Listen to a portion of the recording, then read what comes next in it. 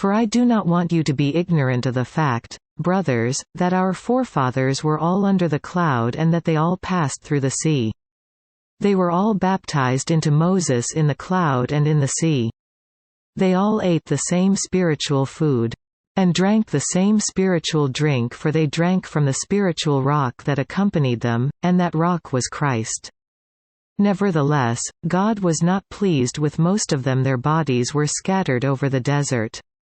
Now these things occurred as examples to keep us from setting our hearts on evil things as they did. Do not be idolaters, as some of them were, as it is written, "The people sat down to eat and drink and got up to indulge in pagan revelry." We should not commit sexual immorality, as some of them did, and in one day 23,000 of them died. We should not test the Lord, as some of them did and were killed by snakes.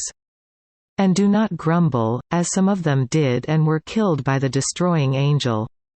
These things happened to them as examples and were written down as warnings for us, on whom the fulfillment of the ages has come. So, if you think you are standing firm, be careful that you don't fall. No temptation has seized you except what is common to man. And God is faithful, He will not let you be tempted beyond what you can bear. But when you are tempted, He will also provide a way out so that you can stand up under it. Therefore, my dear friends, flee from idolatry. I speak to sensible people. Judge for yourselves what I say. Is not the cup of thanksgiving for which we give thanks a participation in the blood of Christ? And is not the bread that we break a participation in the body of Christ? Because there is one loaf, we, who are many, are one body, for we all partake of the one loaf. Consider the people of Israel. Do not those who eat the sacrifices participate in the altar?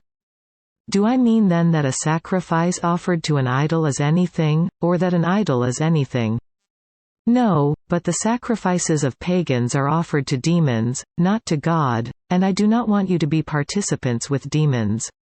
You cannot drink the cup of the Lord and the cup of demons too. You cannot have a part in both the Lord's table and the table of demons.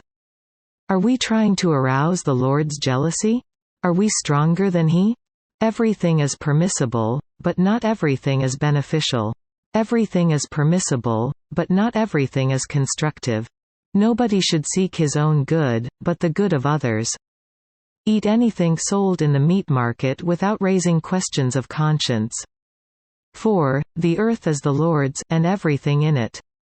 If some unbeliever invites you to a meal and you want to go, eat whatever is put before you without raising questions of conscience. But if anyone says to you, "This has been offered in sacrifice," then do not eat it, both for the sake of the man who told you and for conscience, sake. The other man's conscience, I mean, not yours. For why should my freedom be judged by another's conscience? If I take part in the meal with thankfulness, why am I denounced because of something I thank God for? So whether you eat or drink or whatever you do it all for the glory of God. Do not cause anyone to stumble, whether Jews, Greeks or the Church of God. Even as I try to please everybody in every way. For I am not seeking my own good but the good of many, so that they may be saved.